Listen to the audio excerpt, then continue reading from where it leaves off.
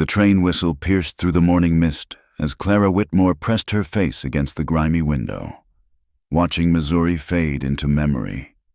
Her reflection stared back. Plain features. Mousy brown hair pulled into a severe bun. Eyes the color of muddy water.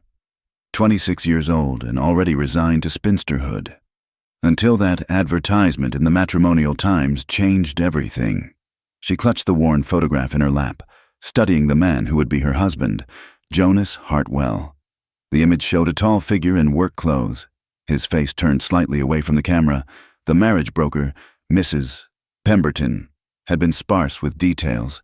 A widower, she'd said, counting out Clara's savings with greedy fingers.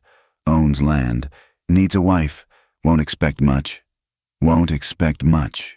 The words echoed in Clara's mind as the train lurched westward. Perfect for someone like her, someone who'd watched prettier sisters marry while she tended their father through his final illness. Someone whose mirror had long since stopped being a friend. The landscape transformed outside her window. Rolling hills gave way to endless prairie, then to stark mountains that scraped the sky. The further west they traveled, the more foreign it all became. Trees grew sparse and twisted, clinging to rocky soil. The grass turned from green to gold to brown. Small stations appeared like mirages in the dust, populated by sun-weathered people who stared at the train with hard eyes. Clara had never ventured beyond Franklin County. Now, 3 days into her journey, she felt as if she'd traveled to another world entirely. The other passengers, rough men in dusty coats, a few hardy women with calloused hands, made her acutely aware of her soft city ways. She kept to herself, nibbling on the crackers and dried fruit she'd packed, too nervous to eat properly. At night, she dozed fitfully in her seat, starting awake whenever the train stopped. Her dreams were haunted by doubts. What kind of man advertised for a bride? What desperation drove him to seek a stranger? And what desperation had driven her to answer? She knew her own reasons well enough. The weight of being the unmarried daughter, the pitying looks at church socials, the dwindling options as each year passed. When her father died, leaving her with barely enough to survive, she'd face two choices: become a burden to her married sisters or take this wild gamble. The train began its final descent into Timber Ridge on the 4th day. Clara watched the town materialize from the heat shimmer, a collection of weather-beaten buildings huddled against the vastness. Main Street was a strip of packed dirt lined with a general store, a saloon, a church with a crooked steeple, and various other establishments she couldn't identify. Dogs slept in the shade. A few horses stood at hitching posts, tails swishing at flies. The station was little more than a platform and a water tower. As the train wheezed to a stop, Clara's hands trembled. She gathered her carpetbag and stepped onto the platform, immediately assaulted by the dry heat. The few other passengers dispersed quickly, leaving her alone with her trunk. The station master, a grizzled man with tobacco-stained teeth, looked her up and down. "You the mail-order bride?" Heat flooded her cheeks. "I'm Mrs. Hartwell's, I'm here to meet Mr. Jonas Hartwell." He spat into a brass spittoon. "Ain't Mrs. Hartwell yet, are you? Well, he'll be along. Always is." Clara stood in the meager shade of the platform overhang, aware of eyes upon her. Across the street, women in calico dresses paused their errands to stare. Men lounging outside the saloon exchanged knowing looks. She heard whispers carried on the wind. Mail order. Jonas. Poor thing. Time stretched like taffy in the heat. Her traveling dress, appropriate for Missouri, felt like a wool blanket. Sweat gathered at her temples, just as panic began to claw at her throat. She saw him. He emerged from the general store like a shadow taking form. Tall, taller than his photograph suggested, with shoulders that spoke of hard labor. He wore dark pants, a plain shirt, and a wide-brimmed hat that obscured his face. His gait was purposeful but unhurried, each step measured. As he drew closer, Clara's breath caught. The war had left its mark.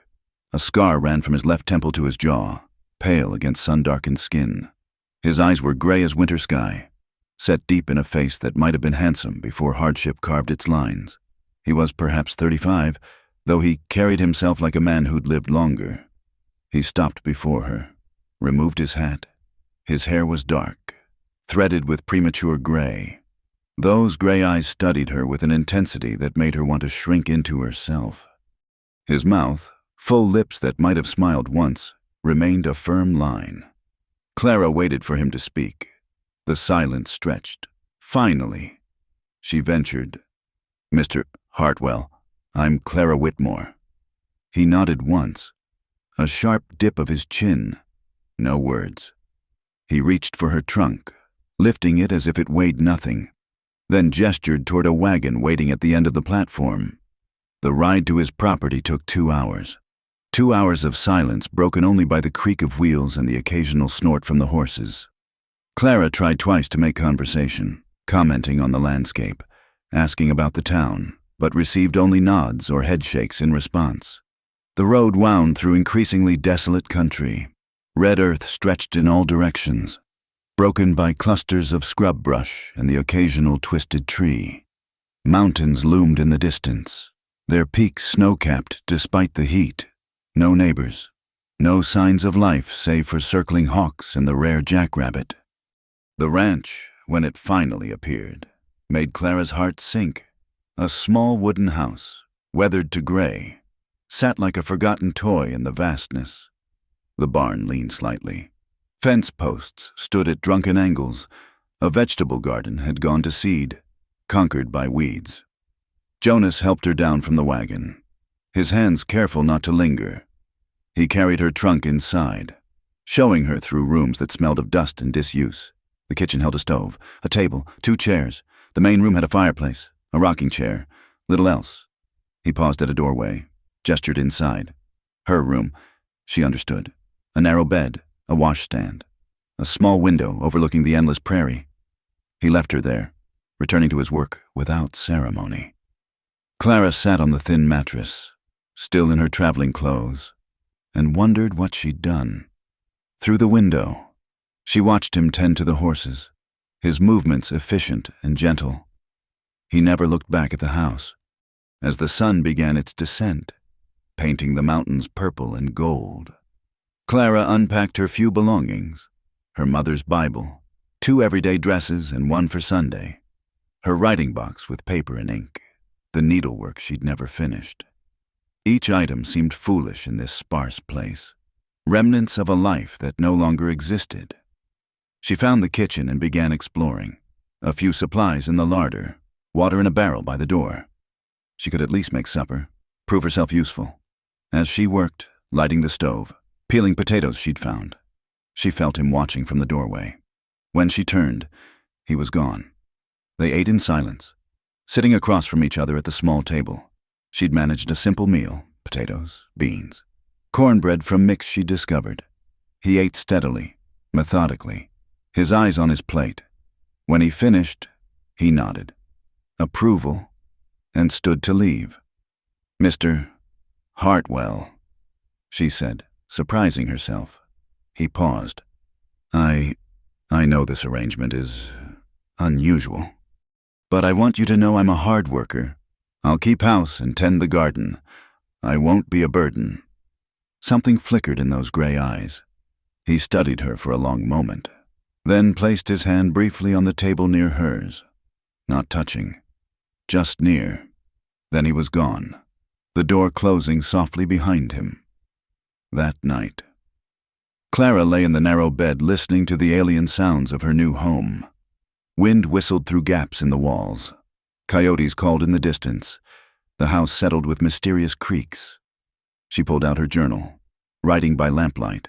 "I have arrived in Timber Ridge and met Mr. Hartwell. He does not speak. I don't yet know why. The land here is harsh beyond my imagining, and I fear I am too soft, too plain, too entirely wrong for this place. But there is something in his eyes when he thinks I'm not looking, a sadness that calls to my own. Perhaps 2 broken souls might find some peace together. Perhaps that is enough. Tomorrow I will try again." She closed the journal and blew out the lamp. In the darkness, she could hear him moving in the next room. the careful footfalls of a man long accustomed to being alone. She wondered if he regretted his advertisement, if her plainness disappointed him, if he wished he'd chosen someone prettier, someone stronger. She wondered if she'd ever hear his voice. The moon rose over the prairie, casting silver light through her window. Somewhere in the vast emptiness, a night bird called. Clara closed her eyes and tried not to think of home, of her sister's cozy kitchens, of the green hills she'd never see again. She was here now, for better or worse. In the morning, she would rise and begin the work of making a life in this desolate place with a silent man who looked at her like she might disappear if he blinked. Clara woke before dawn, her body still accustomed to farm schedules despite the strangeness of her surroundings. Through the thin walls, she heard Jonas moving about, the scrape of a chair, the clank of the stove door. By the time she dressed and entered the kitchen, he was gone. Only a pot of coffee left warming on the stove. She stood at the window, watching him work with the horses in the early light. His movements were fluid, gentle, speaking of long familiarity. The animals responded to his silent commands, following him with trust she envied. When he glanced toward the house and saw her watching, she stepped back, heat flooding her cheeks. The house told its own story as she explored more thoroughly. A woman's apron still hung on a peg by the door, faded and dusty. In a drawer, she found a tarnished locket with a photograph of a pretty blonde woman, the previous Mrs. Hartwell, she assumed, quickly closing the drawer as if she'd intruded on something sacred. Clara threw herself into work. The vegetable garden became her first project, though the sun-baked earth resisted her efforts. She hauled water bucket by bucket, her soft hands blistering, her back aching. When Jonas returned for the midday meal, he found her kneeling among the withered plants, dirt smudged on her face, her dress soaked with sweat. He stood there a moment, and she braced for disapproval.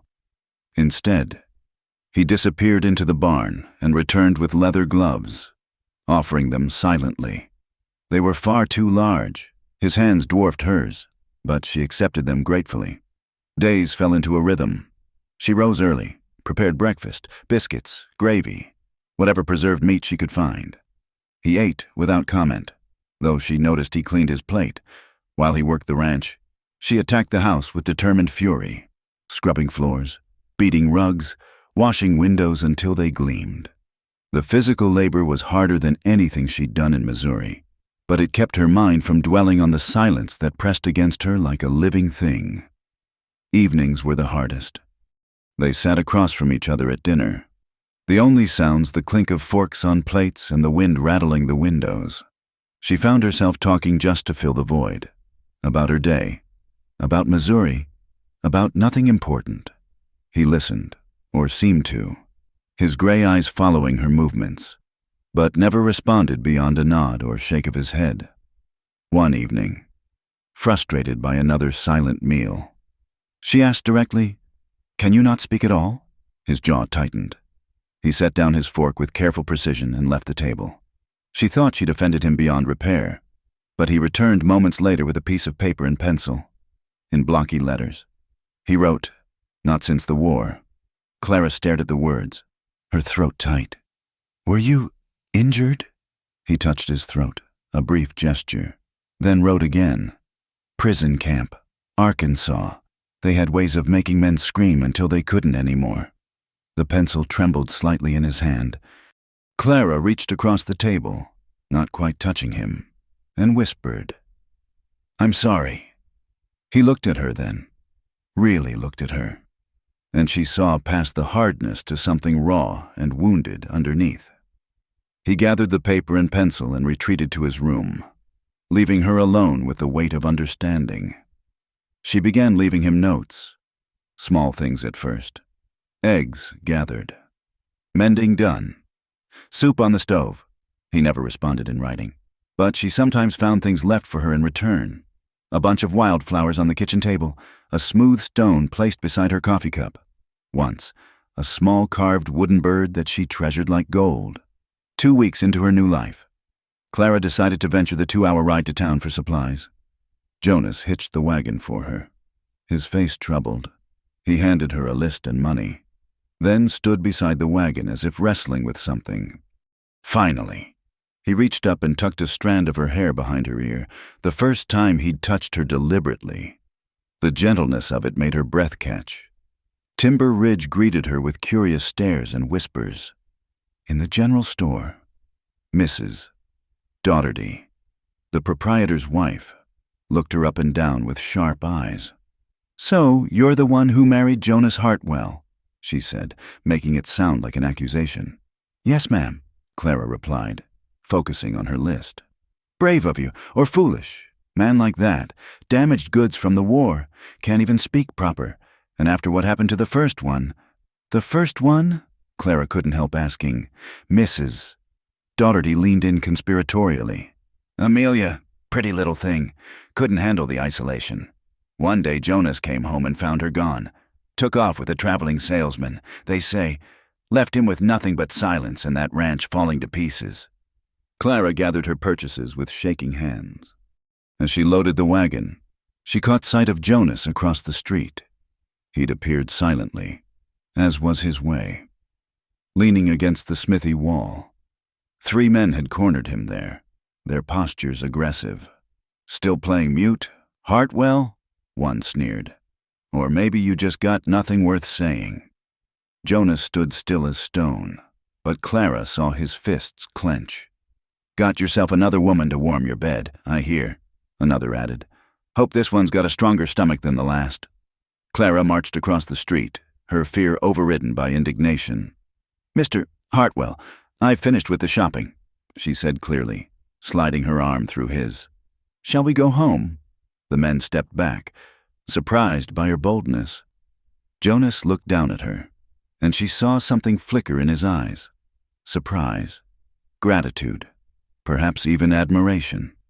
He covered her hand with his and led her back to the wagon. Dignity intact. The ride home was different. He sat closer to her on the bench, their shoulders occasionally touching when the wagon hit a rut. When they arrived, he helped her down, his hands lingering on her waist a moment longer than necessary. That night after dinner, instead of retreating to his room, he stayed. Clara took out her mending, and he sat in the rocking chair, whittling. The silence between them had changed, no longer oppressive, but companionable. When she pricked her finger and made a small sound of pain, he was instantly beside her, taking her hand in his to examine the tiny wound. The concern in his eyes undid her. "It's nothing," she whispered, but her voice broke. All the loneliness, the uncertainty, the fear of not being enough came crashing down. Tears slipped down her cheeks before she could stop them. Jonas drew her to her feet, his calloused thumbs wiping away her tears with infinite gentleness. He pulled her against his chest, and she felt the rumble of something in his throat, not words, but a sound of comfort nonetheless. She pressed her face into his shirt, breathing in the scent of leather and soap and sun-warmed earth, and felt more at home than she had since leaving Missouri. When she finally pulled back, embarrassed by her outburst, he cupped her face in his hands. His mouth moved as if fighting to form words, but nothing came. Instead, he pressed his lips to her forehead, a benediction that said more than words could. A week later, she woke to the sound of rain, rare and precious in this dry land. She found Jonas on the porch, watching the storm move across the mountains. She joined him, wrapping a shawl around her shoulders against the cool air. "It's beautiful," she said softly. He nodded, then surprised her by taking her hand, interlacing their fingers. They stood that way as the rain swept over the ranch, washing the dust from everything, making the world smell new, when lightning split the sky, illuminating his profile. She saw him differently, not the damaged soldier or the silent rancher, but a man who'd survived horrors she couldn't imagine and still had gentleness left in him, a man who left her flowers and carved birds, who touched her with reverence, who looked at her like she was something precious in this harsh land. That evening, she found him in the barn, a bottle of whiskey in his hand, staring at nothing. She recognized the signs. Her father had drinking moods too, When memories became too heavy to bear, she sat beside him on a hay bale, not speaking, just present. He offered her the bottle. She took a small sip, coughing at the burn, which drew from him a sound that might have been a laugh. Then his face crumpled, and he bent forward, shoulders shaking. She wrapped her arms around him, holding him as he fought with demons she couldn't see. When the storm passed, both outside and within him, he straightened. In the dim light, his eyes were wet. He touched her face, tracing the plain features she'd always hated, her too wide mouth, her prominent nose, her stubborn chin. But the way he looked at her, she felt beautiful for the first time in her life. He kissed her then, careful and questioning. She answered by pulling him closer, pouring all her understanding and acceptance into the contact. When they broke apart, both breathing hard, he pressed something into her hand. It was the locket she'd found, but the photograph of Amelia had been replaced with one of Clara. When had he taken it? And inside, scratched in tiny letters, "My hope." She slept that night with the locket around her neck, listening to the rain on the roof and thinking that perhaps she wasn't too plain after all. Perhaps she was exactly what a wounded soldier needed. Not beauty that would fade, but strength that would endure. Perhaps in this desolate place, two damaged souls could build something whole.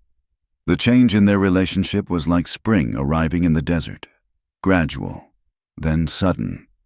Clara threw herself into making the ranch not just habitable, but home. She planted herbs near the kitchen door, their fragrance greeting her each morning. She sewed curtains from fabric bought with egg money, transforming the stark windows into something welcoming. She even convinced Jonas to help her repair the garden fence, working beside him in companionable silence. He began teaching her the ways of the ranch through demonstration. How to approach a spooked horse, speaking low and calm, where to find water in dry creek beds, which plants the cattle could eat and which would poison them. She was a quick study, her determination making up for her lack of experience. One morning, she found him shaving at the wash basin, suspenders hanging loose, shirt open.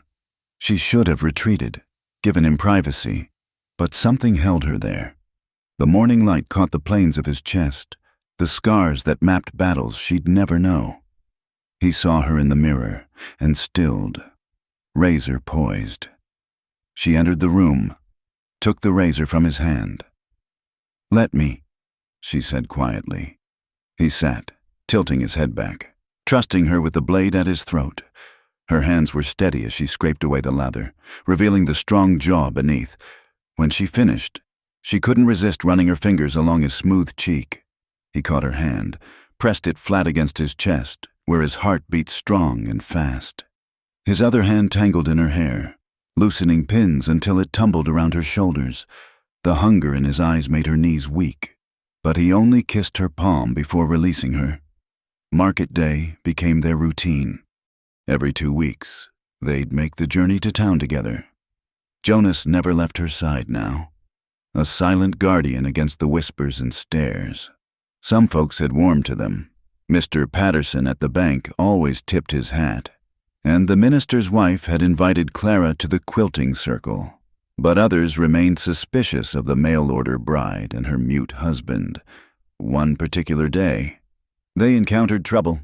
3 cowboys, drunk despite the early hour, blocked their path outside the general store.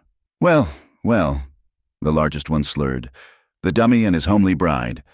Jonas moved Clara behind him. His body coiled like a spring. "What's wrong? Hartwell, cat got your tongue." Another laughed at his own joke. "Or maybe your woman's just so ugly. She shocked you speechless." Clara felt Jonas vibrate with rage before she could intervene. The cowboy made a grave mistake. He reached for her. Jonas moved faster than thought, his fist connecting with the man's jaw in a sickening crack. The cowboy dropped like a felled tree. The other 2 rushed him.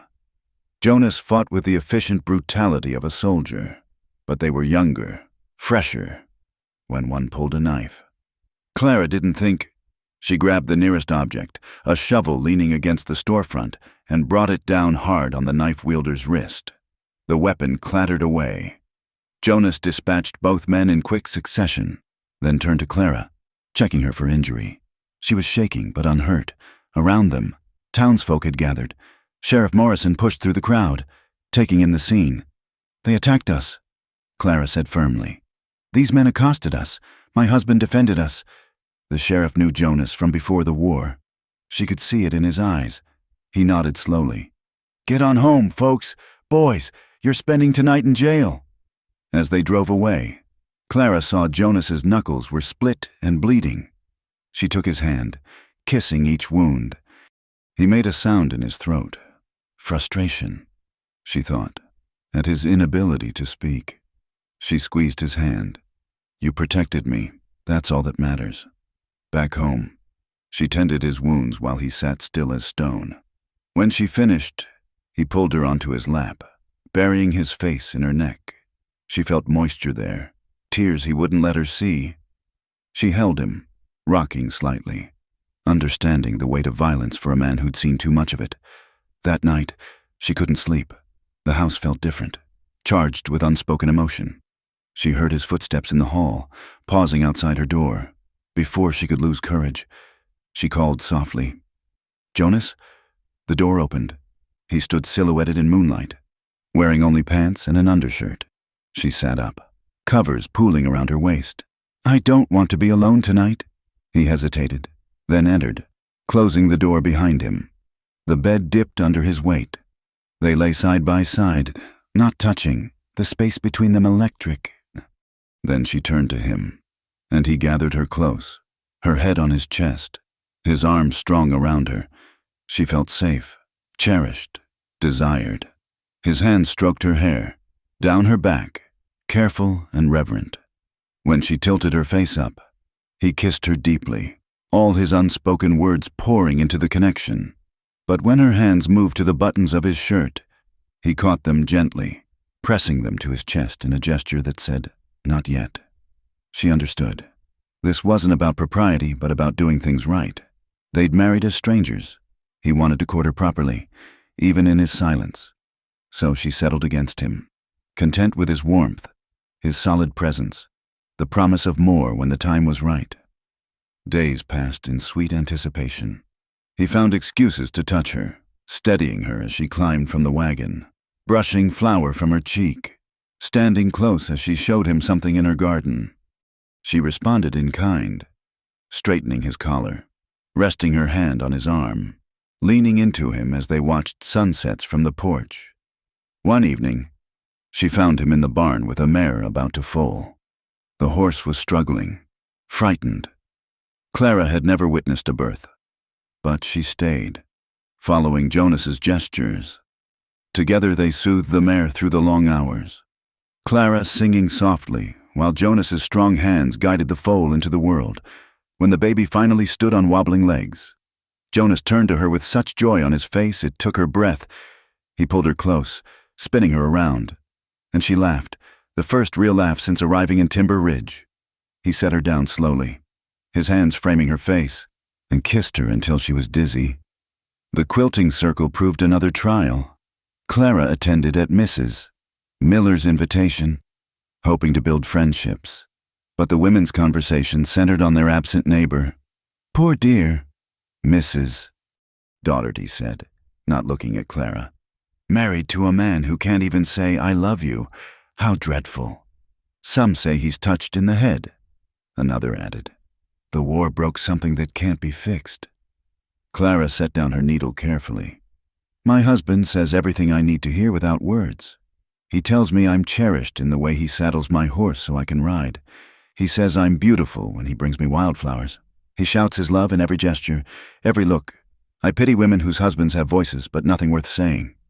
Silence fell. Then Mrs. Miller smiled. "Well said, dear. Now, let's see your stitching."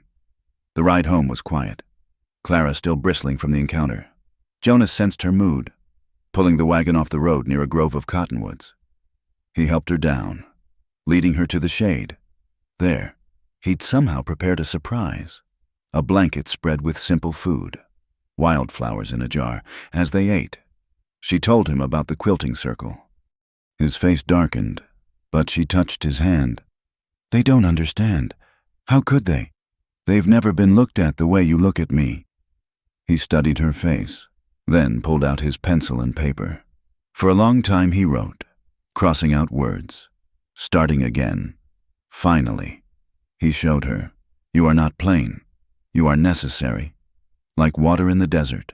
Like sunrise after the longest night. I had no words before you came. Now I have no words because they are too small for what I feel." Clara read it 3 times, tears blurring her vision. When she looked up, Jonas was kneeling before her. From his pocket, he withdrew a simple gold band, not the cheap one from their hasty wedding, but something new.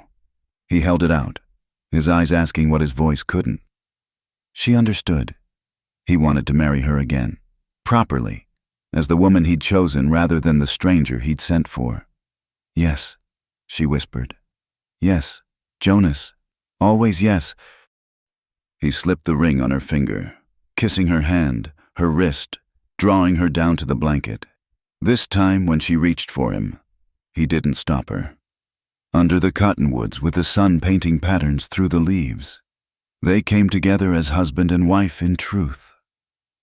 Later, as they lay entwined, Clara traced the scars on his chest, each one a story he couldn't tell.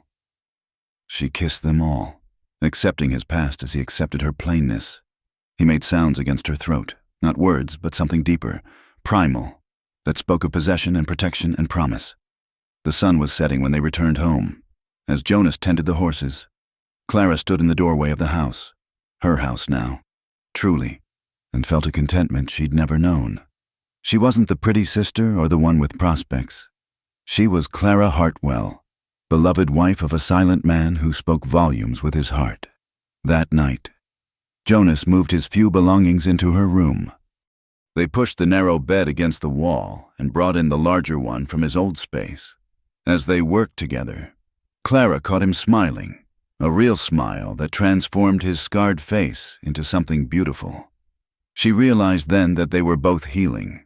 Every day, every touch, every shared silence mended what the world had broken. She wasn't too plain to be loved, and he wasn't too damaged to love. They were simply 2 people who'd found in each other the missing pieces of themselves. The nights grew cooler as autumn approached, and Clara cherished the warmth of Jonas beside her. They had developed their own language of touch. His hand on the small of her back meant, "I'm here." Her fingers through his hair said, "You're safe." Their intertwined hands whispered, "We belong." Their evenings fell into a gentle routine. After supper, they'd sit by the fire, Clara reading aloud while Jonas worked leather or mended tack. Sometimes she'd catch him watching her instead of working, his gray eyes soft with an emotion that made her voice falter. He'd reach for her then, drawing her onto his lap, holding her as if she were made of spun glass. One such evening, Clara was reading from Psalms when Jonas suddenly stood, agitation written in every line of his body. He paced to the window, staring out at the darkening sky. She recognized the signs. Something had triggered memories he couldn't escape. She set aside the Bible and went to him, wrapping her arms around him from behind. He was trembling, his hands gripping the windowsill until his knuckles went white. She pressed her cheek between his shoulder blades and hummed softly, the same tune she'd hummed to the mare in labor. Gradually, his trembling eased. He turned in her arms, his face ravaged by whatever demons haunted him. She led him to their bedroom, undressed him carefully, and guided him to bed. That night, she held him as he'd so often held her, his head on her breast, her fingers stroking his hair until sleep finally claimed him.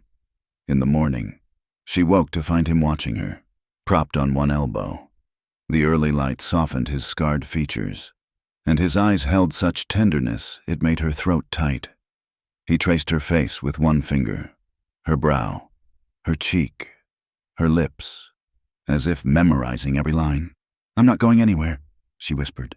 He nodded slowly, then surprised her, his mouth opened, his throat working.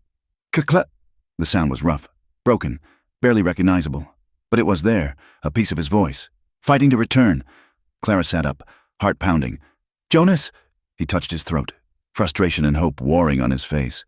He tried again, managing only a harsh rasp. But Clara was crying, covering his face with kisses. Overwhelmed that he tried, for her, he tried. From that day. She noticed him practicing when he thought she wasn't looking. His lips moving silently, his hand on his throat, feeling for vibrations. She never pressed, never asked, but her heart swelled with love for this man fighting so hard to give her words she didn't even need. The first snow came early. October barely begun when white blankets covered the red earth. Clara had never seen such snow. In Missouri, it came gently. Here, it arrived like an invading army, driven by winds that shook the house. Jonas worked frantically to prepare, reinforcing the barn, stacking wood, securing supplies. Clara helped where she could, learning to read the weather signs he showed her. When the blizzard hit, they were ready. For 3 days, the world disappeared in white fury. They couldn't even reach the barn. Jonas had strung rope between buildings for such times. Clara had never felt so isolated, yet never less alone. They spent the storm nested in their bedroom, the fire crackling, their bodies intertwined under heavy quilts. On the second night, as wind howled like wolves, Jonas pulled out his pencil and paper. He wrote for a long time while Clara dozed against his shoulder. When he finally showed her, she came fully awake. I had a brother, Samuel, 2 years younger. We enlisted together, got separated at Chancellorsville. I found him 3 days later in a field hospital. Gut shot, dying slow. Clara's hand found his, squeezing tight. He continued writing. He begged me to end it. Begged. I couldn't. I sat with him 18 hours while he screamed. By the end, no sound came out, but his mouth kept moving, kept begging. When he finally died, I couldn't speak. Doctor said shock, said it would pass. It didn't. The pencil shook in his hand. Clara gently took it, set it aside, and pulled him close. He shuddered against her, years of guilt and grief pouring out in silent sobs. She held him through it all, this strong man who'd carried such terrible weight alone. When the storm passed, both outside and within him, something had shifted. Jonas seemed lighter, as if sharing the burden had eased its weight. He smiled more readily, touched her more freely, and his attempts at speech came more frequently, though still unsuccessful. They emerged from the house to a transformed world.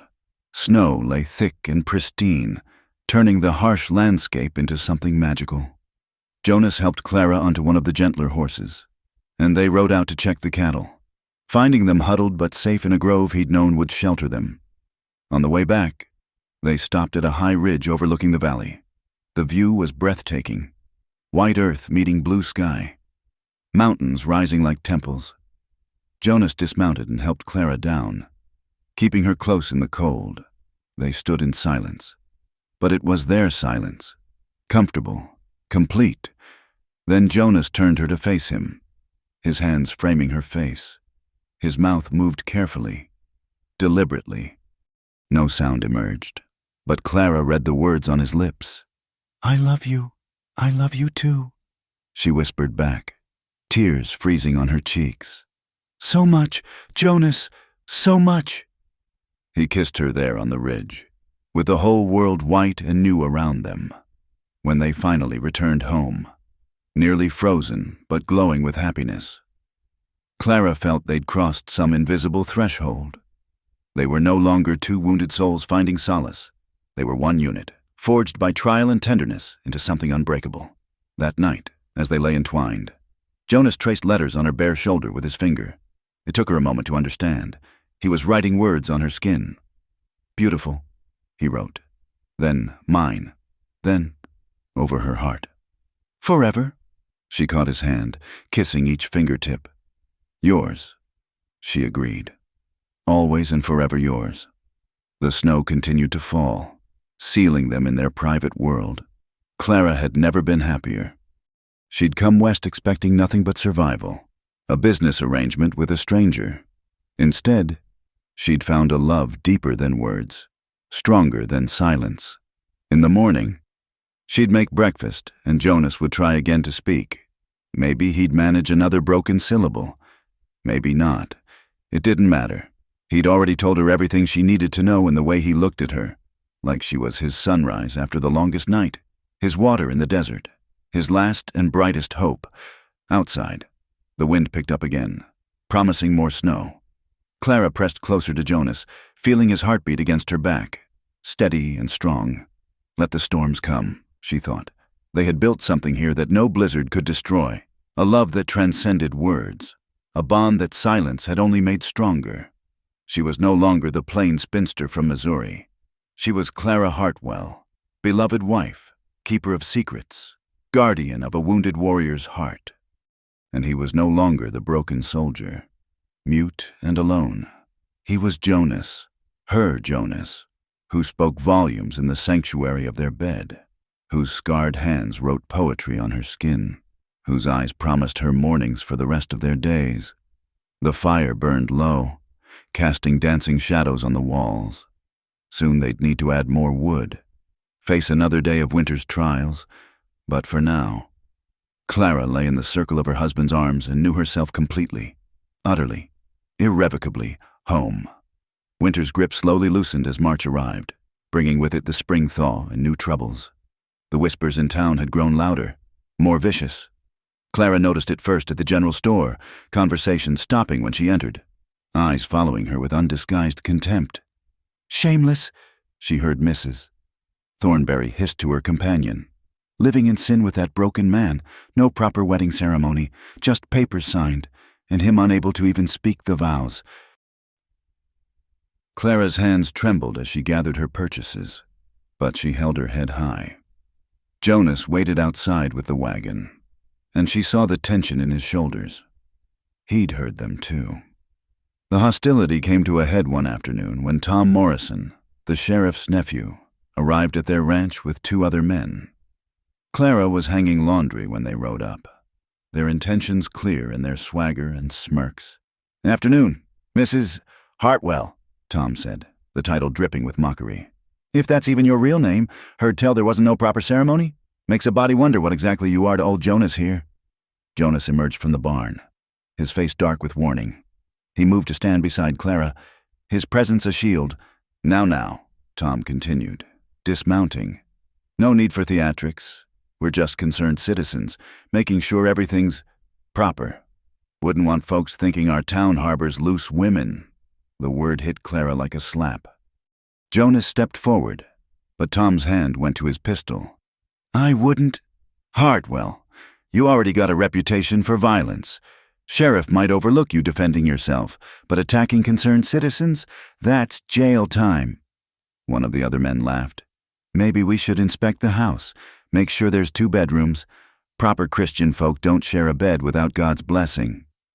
Clara felt Jonas vibrating with rage beside her. She placed a hand on his arm, then stepped forward herself.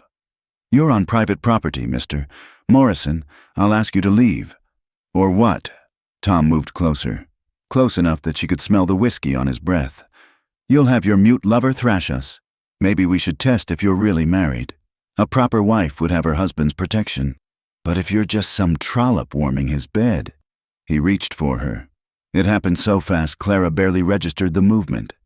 Jonas's fist connected with Tom's jaw, sending him sprawling. The other men went for their guns, but Jonas was already moving. A lifetime of soldier's instincts taking over. "Stop!" Clara screamed. "Stop this!" The violence froze mid-motion. Sheriff Morrison himself rode into the yard, taking in the scene with weary eyes. "Tom, Billy, James, get off Hartwell land before I arrest you myself." "He attacked me," Tom protested, spitting blood. "I saw you reaching for Mrs. Hartwell." The sheriff replied coldly. "Any man worth his salt would have done the same. Get out of here before I let him finish what he started." After they left, Sheriff Morrison dismounted. "Jonas, Clara, I apologize for my nephew, but this won't be the end of it. Tom's got influence, and he's vindictive. You need to be careful." That night, Clara couldn't stop shaking. Jonas held her close, but she felt the worry radiating from him. He wrote her a note. "We could leave, start over somewhere new."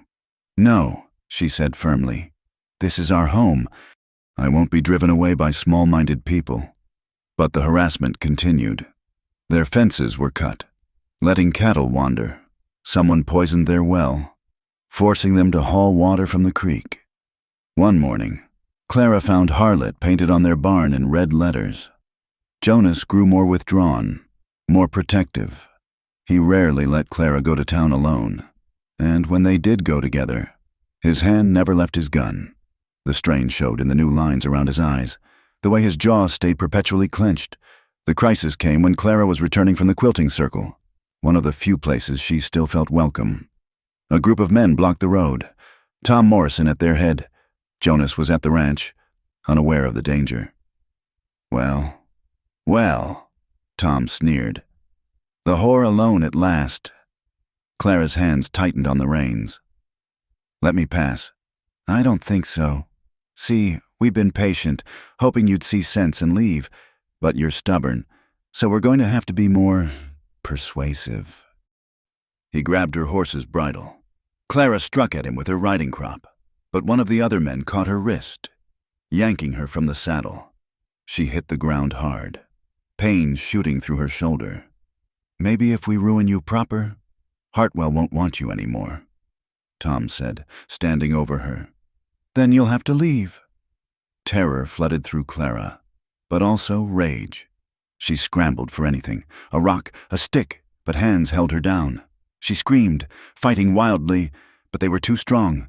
Then, like vengeance itself, Jonas appeared. Later, Clara would never understand how he knew, how he found her, but suddenly he was there, and the fury in him was terrible to behold. He moved through the men like death incarnate, silent and efficient. Bones cracked. Men screamed. Tom went for his gun, and Jonas broke his arm with a sickening snap. When it was over, 5 men lay groaning in the dirt. Jonas knelt beside Clara, his hands gentle as they checked her for injury. She saw his throat working, saw him trying desperately to speak, to ask if she was all right. "I'm okay," she whispered, though she was far from it. "I'm okay. Jonas." Sheriff Morrison arrived with several deputies, summoned by someone who'd seen the confrontation begin. He surveyed the damage grimly. "Tom, you're under arrest. The rest of you too." "He attacked us," Tom cried, cradling his broken arm. 5 armed men against 1 woman. The sheriff's voice was ice. "You're lucky he didn't kill you. As it is, you'll be facing charges of assault and attempted worse." As the deputies loaded the men into a wagon, Sheriff Morrison turned to Jonas. "This has gone far enough. I know you can't speak for yourself in court, but Clara can testify. Will you press charges?" Jonas looked at Clara. She nodded firmly. "Yes, we'll press charges." The trial was a sensation. Clara testified clearly and calmly about the harassment, the threats, the attack. Several townswomen, led by Mrs. Miller from the quilting circle, came forward with their own accounts of Tom Morrison's behavior.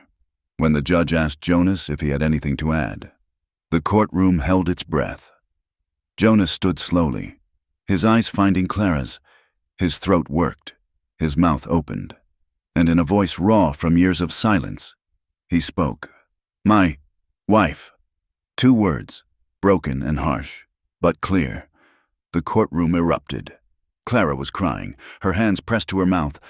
Jonas swayed, exhausted by the effort, but remained standing. "My wife," he repeated, stronger this time. "Protected her. Will always protect her." The judge's decision was swift. Tom Morrison and his accomplices were sentenced to prison. The harassment charges were upheld, and a formal warning was issued to anyone who might think to continue such behavior. But the real victory was in what followed. As Jonas and Clara left the courthouse, the townspeople began to applaud. Not everyone. Some still harbored prejudice. But enough. Enough to show that opinion had shifted, that courage in the face of hatred had won respect. That night, safe in their home with the word harlot scrubbed from the barn, Clara and Jonas lay entwined in their bed. He was still working his voice, one painful word at a time. "Proud," he managed. "Proud of you." "We survived it," Clara whispered. together. He nodded against her hair, then added, "Strong, my Clara, strong." They had won more than a legal victory. They had claimed their right to exist, to love, to build a life together despite those who would deny them. The scars would remain, on the barn where the paint had stained, in Jonas's voice that would never fully recover, in Clara's wariness around strangers. But they had each other, and that was fortress enough against any storm. The fever came with the first frost of November. Clara had been feeling weak for days, attributing it to the hard work of preparing for winter. But when she collapsed while feeding the chickens, Jonas found her burning with fever, delirious and calling for her mother. Terror unlike anything he'd felt since the war consumed him. He carried her to their bed, his newly returned voice cracking as he tried to call her name. "Clara? Clara, stay! Stay with me!" She didn't respond. Lost in the fever's grip, her skin burned under his touch, and her breathing came in short, labored gasps. Jonas had seen too many die from fever in the war camps. He knew how quickly it could steal a life. He tried everything, cool cloths on her forehead, spoonfuls of water forced between her cracked lips, every remedy he could remember. But as night fell, she grew worse. Her body convulsed with chills even as sweat soaked the sheets. She muttered incoherently, sometimes crying out in fear. Jonas knew he had to get help, but leaving her seemed impossible.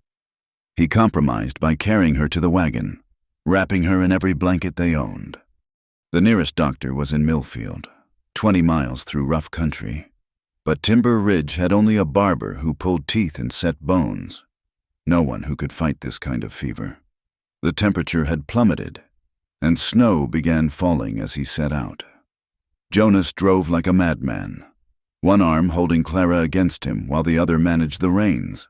The horses sensed his urgency, running hard despite the treacherous conditions. "Stay," he whispered over and over, the word coming easier with repetition. "Stay, Clara, please."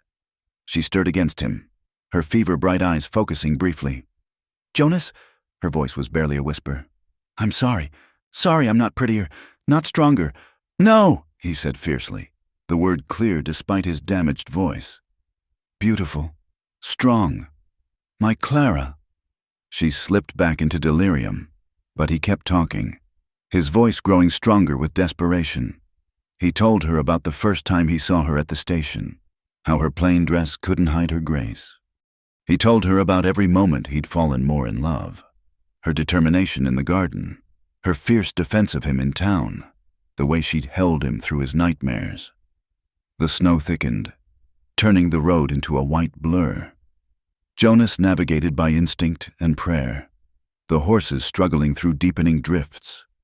Hours passed in a nightmare of cold and fear.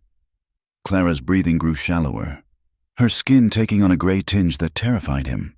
When the lights of Millfield finally appeared through the storm, Jonas nearly wept with relief. He drove straight to Dr. Aldrich's house, pounding on the door until the elderly physician appeared in his night clothes. "Please," Jonas said, his voice raw. "My wife, fever, dying." "Doctor."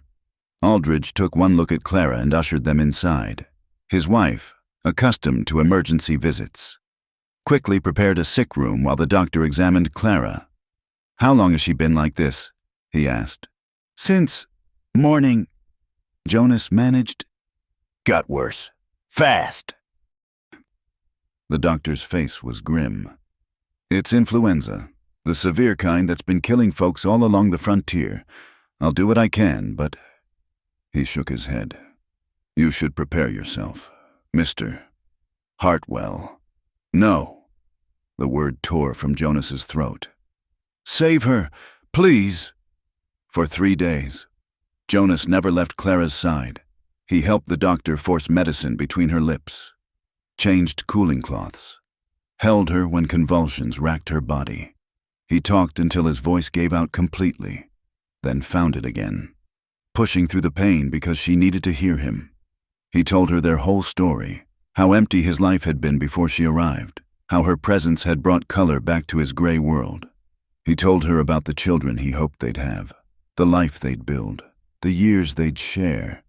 He begged, promised, bargained with God and fate and anything that might be listening. On the third night, her fever spiked dangerously. "Doctor," Aldridge pulled Jonas aside.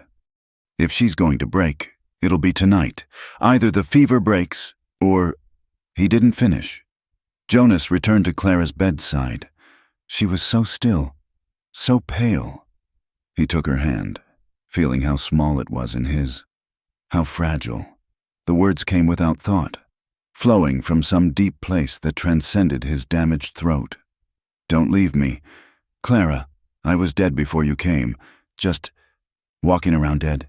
You brought me back, gave me reasons to try, to speak, to live. Can't go back to the dark. Need you, love you more than life." Tears ran down his face as he pressed her hand to his lips. "Please, choose me, choose us, come back." The hours crawled by. Jonas dozed fitfully, jerking awake each time her breathing changed. Just before dawn, something shifted. Her hand twitched in his, her breathing deepened. When he touched her forehead, it was damp with a natural sweat, not fever. "Clara," his voice was barely a whisper. Her eyes fluttered open, focusing slowly. "Jonas," she breathed. "You're talking." He laughed, or sobbed. He wasn't sure which. "For you. Only for you." "Doctor," Aldridge confirmed what Jonas hardly dared believe. The fever had broken. Clara would live. She was weak, terribly weak, but she would recover. They stayed in Millfield another week while Clara regained strength. The story of Jonas's desperate ride through the blizzard spread quickly. When they finally returned to Timber Ridge, they found the community's attitude had shifted dramatically. People who'd once whispered now offered help. Men touched their hats respectfully. Women brought food and remedies. Sheriff Morrison visited personally. "What you did, Jonas, riding through that storm, finding your voice for her. The whole territory's talking about it. Any man who loves his wife that fierce has the town's respect, whatever his past." But Jonas cared nothing for the town's opinion. All that mattered was Clara, slowly recovering in their bed. He rarely left her side, speaking more in those weeks than he had in years. His voice was still rough, broken in places, but it was there.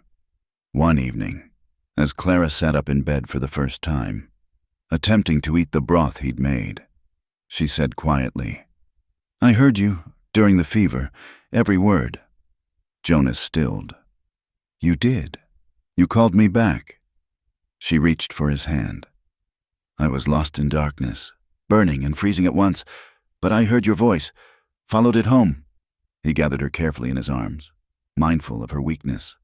"Always," he said against her hair. "Always call you home." As winter deepened around their small ranch, Jonas tended Clara with infinite patience. He cooked, cleaned, managed the ranch work, and spent every spare moment with her. His voice grew stronger with use, though it would never be smooth or easy. But it was enough, more than enough. One night, as they lay together watching snow fall past the window, Clara said, "I'm not afraid anymore." "Of what?" Jonas asked, his arm tightening around her. "Of not being enough, of being too plain, too ordinary." She turned to face him. "When you rode through that storm for me, when you spoke for me, I finally understood. I'm enough because I'm yours. Because you chose me." "Not chose," Jonas corrected softly. "Recognized. Recognized what was already mine. What I was, already yours." They kissed then, soft and sweet, a promise renewed. Outside, the winter raged on, but inside their small home, warmth and love held sway. Clara would recover fully. Jonas's voice would continue to strengthen, and together they would face whatever came next. The fever had nearly stolen everything. Instead, it had given them gifts beyond measure. Jonas's voice returned by love's demand, the community's acceptance earned through devotion, and most importantly, the absolute certainty that what they had was worth any fight, any storm, any trial that dared threaten it. Spring arrived slowly, and with it came Clara's full recovery. Jonas had become her devoted teacher in the art of speech recovery, just as she had once been his. They practiced together in the evenings, two damaged voices finding harmony in their imperfection. "The rain," Clara would say carefully, and Jonas would respond, "Falls soft on the roof." Their conversations were halting, full of pauses, but richer for the effort each word required. Jonas's voice would never fully return to what it had been before the war. It remained rough, like gravel mixed with honey, but it was his, and it was enough. One morning, as Clara worked in her restored garden, Jonas appeared with a mysterious expression. "Come," he said, taking her hand. "Wanna show you something?" He led her past the barn, up the winding path that climbed the hill behind their property. Clara had never ventured this far, respecting some invisible boundary she'd sensed in him. Now he guided her carefully, his hand steady on her elbow when the path grew steep. At the crest of the hill stood a massive oak tree, ancient and gnarled, its branches spreading wide against the sky. Beneath it, a simple wooden cross marked a grave. The inscription read, "Samuel Hartwell, 1842 to 1863, beloved brother." Clara's breath caught. "Jonas." "Brought him home," Jonas said quietly, his voice thick. "After the war, couldn't leave him in that field. This was our favorite place as boys. We'd climb this tree, dream about the future." He stood with his shoulders bent, carrying old grief. Clara slipped her hand into his, saying nothing, letting her presence speak. "Never brought anyone here," he continued. "Not even Amelia. Too much pain. But you understand pain. Don't try to fix it. Just share it." They sat beneath the oak, and Jonas told her stories of his childhood. How he and Samuel had planned to run the ranch together, marry sisters, raise their children as close as brothers. How the war had torn those dreams apart, leaving him with nothing but silence and ghosts. "Thought I died too," he admitted. "That day in the camp, when they broke my voice, felt my soul leave. Took years to realize I was still breathing." Clara leaned against his shoulder. "But you were waiting for me to find you." "Yes." The word came clear and strong. He was learning that certain words, powered by emotion, flowed easier than others. Yes, when she asked if he loved her. Beautiful, when she doubted herself. Stay, when nightmares woke her. They began visiting Samuel's grave together, bringing wild flowers, sharing their days with the sleeping brother. Jonas's voice grew stronger in that sacred place, as if Samuel's spirit approved of Clara, of the life Jonas was finally building. One afternoon, as they worked side by side repairing the chicken coop, Mrs. Miller arrived in her buggy. Clara was surprised. While relationships in town had improved, few visited the ranch. "Clara, Jonas," she said warmly, "I have a proposition. The school board is looking for a new teacher. Miss Paulson is marrying and moving east. I immediately thought of you." "Clara." Clara's hand stilled on the hammer. "Me? But I have no formal training. You can read, write, and cipher better than most. You're patient and kind. The children need someone like you." Mrs. Miller glanced at Jonas. "The position comes with a small salary and considerable respect in the community. But I understand if you feel your duties here." "She should do it," Jonas interrupted, his voice firm. "Clara would be wonderful teacher." Clara looked at him in surprise. "But the ranch, we'll manage, together, like always." He took her hand, rough calluses against her smaller fingers. "You gave me..." Voice again, "Give them yours." Clara accepted the position, and it transformed their lives in unexpected ways. 3 days a week, she taught 15 children of various ages in the one-room schoolhouse.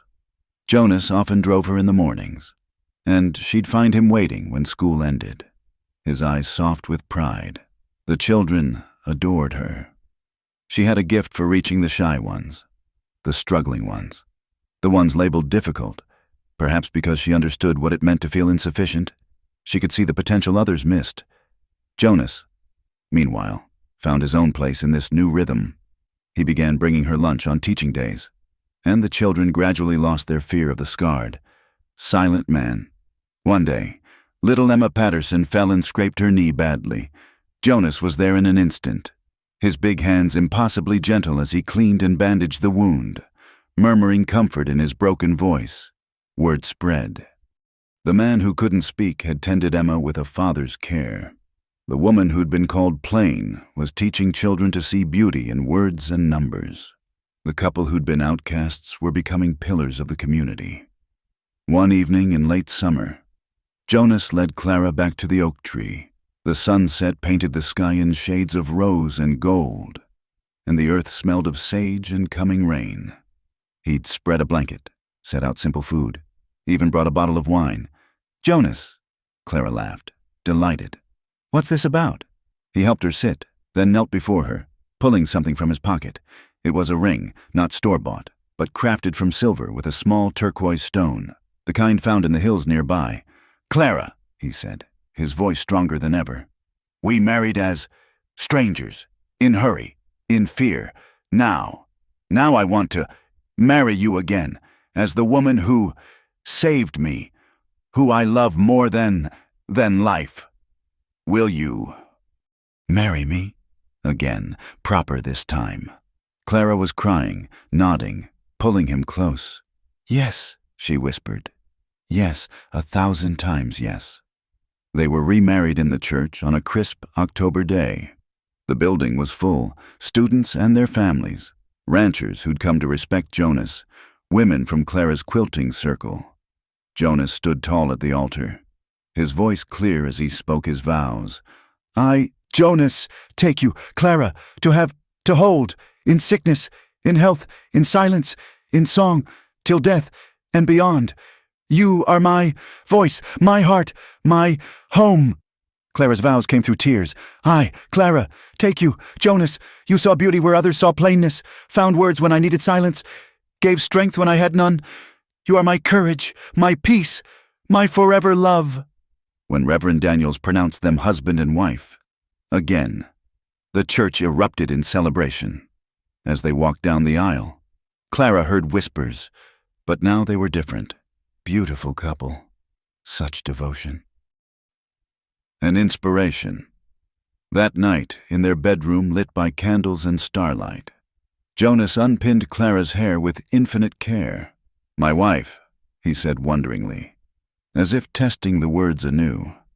"Your wife," she agreed, pulling him down for a kiss.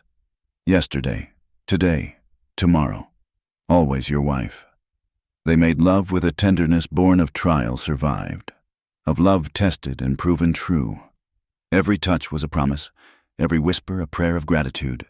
They had walked through fire and flood, silence and scorn, illness and isolation. They had emerged not unscathed but unbroken, forged into something stronger than either could have been alone. Later, as they lay entwined, Jonas traced familiar letters on Clara's skin, but this time he also spoke them aloud, his voice rough but sure. "Thank you." "For what?" Clara asked drowsily. "For seeing me when I couldn't see myself. For believing when I couldn't hope. For staying when I couldn't ask." She turned in his arms, kissing the scar that ran down his face. "Thank you," she whispered back, "for needing me, for choosing me, for becoming the man I always knew you were." Outside, a wolf howled in the distant hills, and the wind sang through the oak tree on the hill. But inside their small house, two souls who had found each other across silence and sorrow settled into sleep, complete in their imperfect, perfect love. The transformation of Timber Ridge began with small changes. Clara's success as a teacher inspired other mail-order brides to seek positions of purpose beyond their homes. Jonas, his voice growing stronger each day, began helping neighboring ranchers with their horses, his gentle methods earning respect and requests for assistance. Spring brought unexpected news. Clara had been feeling tired. Experiencing morning queasiness she initially blamed on the change in seasons, but when Mrs. Miller, mother of 8, took one look at her during quilting circle and smiled knowingly, Clara understood. That evening, she found Jonas in the barn, brushing down the horses with methodical care. She watched him for a moment, this man who had arrived in her life as a silent stranger and become her whole world. "Jonas," she said softly. He turned, immediately alert to something in her tone. "What is it? Are you—" "Well," she took his hand, placed it on her still flat belly. "We're going to have a baby." The brush fell from his other hand. His eyes widened, traveled from her face to where his palm rested against her. Baby?" The words came out reverent, wondering. "Yes." Tears slipped down her cheeks. "Are you happy?"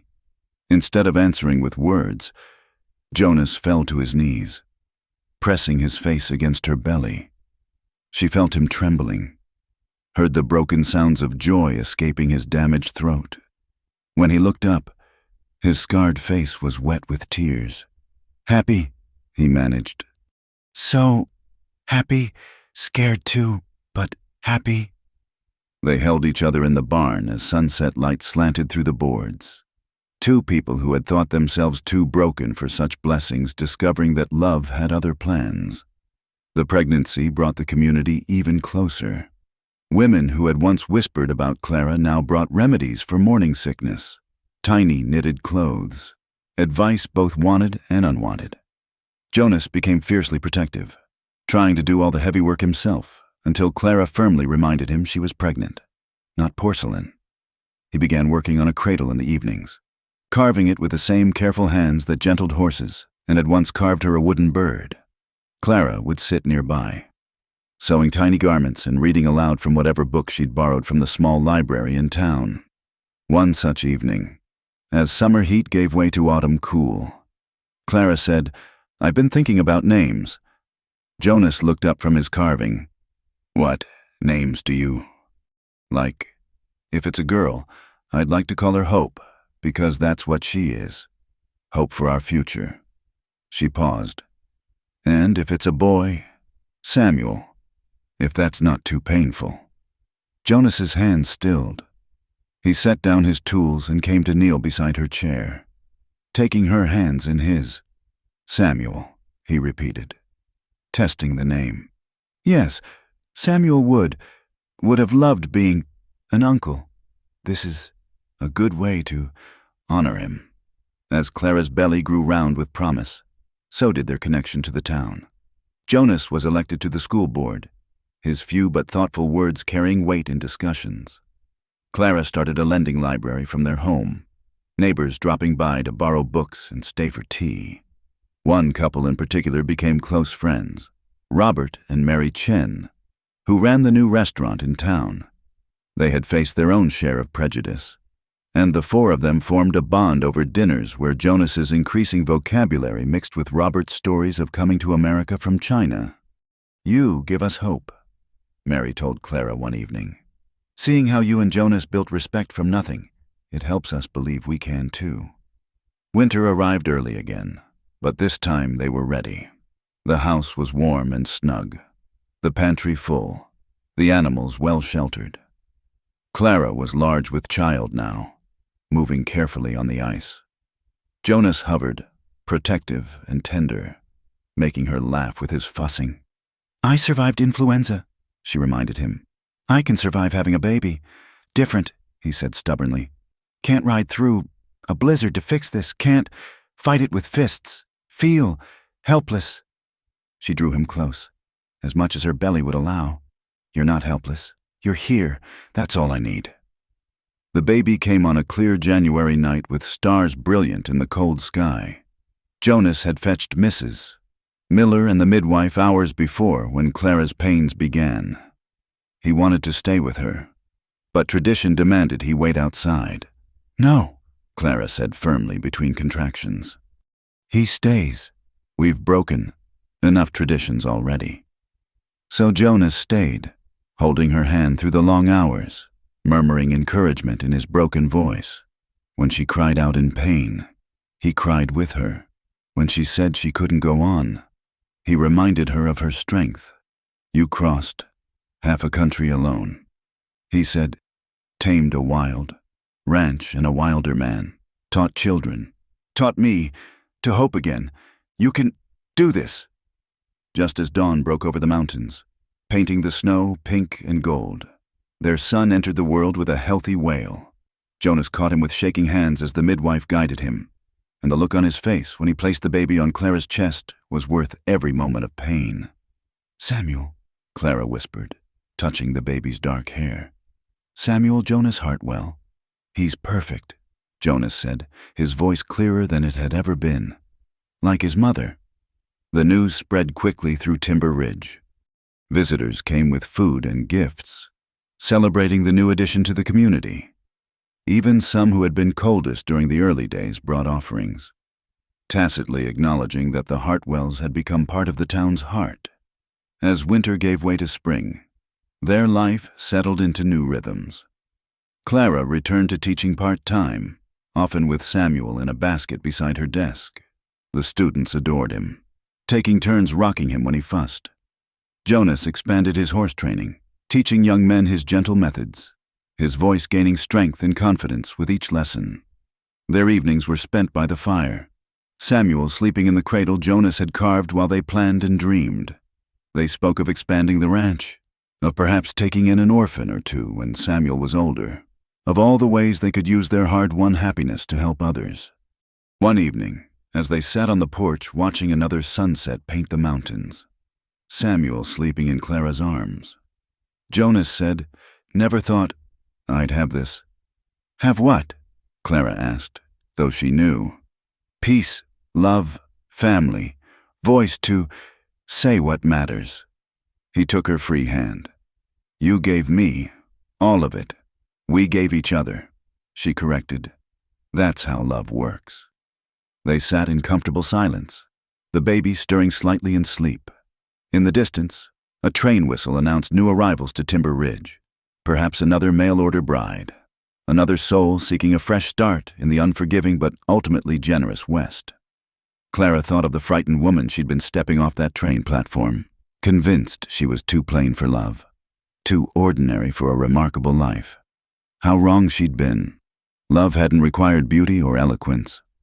It had required courage, the courage to see past surfaces, to persist through silence, to believe in possibility when evidence suggested otherwise. Jonas began to hum, a new development that never failed to move her. The melody was simple, probably an old hymn from his childhood, but in his damaged voice it became something unique and precious. Samuel's eyes opened at the sound, focusing on his father's scarred face with perfect trust. "Sing," Clara encouraged. "He loves your voice." Jonas smiled, that transformation that still took her breath away, and continued his broken, beautiful song. The words were unclear, the tune imperfect, but the love in it was unmistakable. As stars began to appear in the darkening sky, Clara knew that somewhere, someone was reading a matrimonial advertisement, wondering if taking such a desperate chance could lead to happiness. She hoped they would be brave. She hoped they would trust in the possibility of love growing in unlikely soil. The West was still hard, unforgiving in its demands, but it was also a place of second chances, where broken people could build something whole, where silence could give way to song, where a plain woman and a mute man could create a love story worth telling. "Look," Jonas said, pointing to the first star. "Make a wish." Clara smiled, adjusting Samuel in her arms. "I have everything I could wish for, then wish for others," he suggested. "Wish for them to find what we found." So she did, sending her wish into the vast western sky, a wish for all the lonely souls seeking connection, for all the broken hearts learning to trust again, for all the mail-order brides and desperate grooms taking wild chances on love. The night settled around them like a blessing, and in the small house that had become a home, in the harsh land that had become a paradise, the Hartwell family faced their future together, scarred but strong, imperfect but complete, proof that sometimes the greatest loves begin with the smallest hopes. Thank you so much for listening to this story from the Wild West. I'd love to know where you're listening from. Please share in the comments below so we can connect with fellow Western romance lovers from around the world. Don't forget to subscribe to Wild West Campfire for more tales of love, courage, and adventure in the American frontier. What did you think of Clara and Jonas's journey? Share your thoughts. I read every comment and your feedback means the world to me.